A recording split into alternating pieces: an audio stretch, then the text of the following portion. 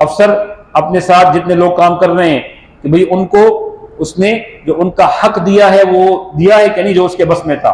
तो क़यामत में जब तक उनका हिसाब नहीं देगा, इसका हिसाब शुरू ही नहीं होगा।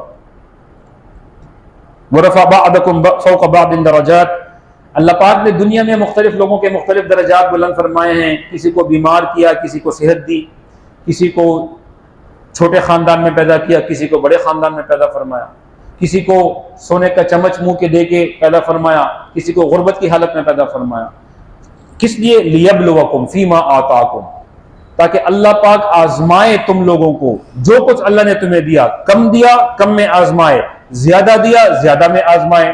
किसी को ताकत दी, जिस्मानी ताकत, उसको उस ताकत में आजमा रहा है। किसी को नहीफ बनाया, कमजोर बनाया, उसको कमजोरी में आजमा रहा है। किसी को दौलत दी, उसको दौलत में आजमा रहा है। उसके लिए अपने वो हैं, उसके प्रोटोकॉल्स हैं।